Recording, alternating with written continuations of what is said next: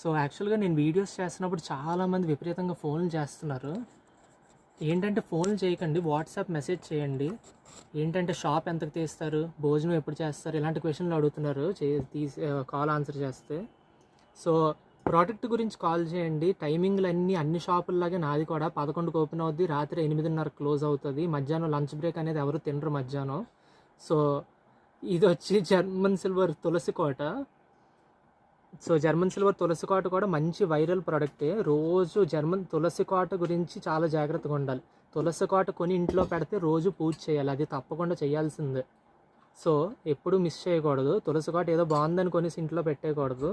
దీనికి పూజ చేసే ఉద్దేశం ఉంటేనే పెట్టండి, లేకపోతే కొనింది కాక నష్టం ఎక్కువ జరుగుతుంది.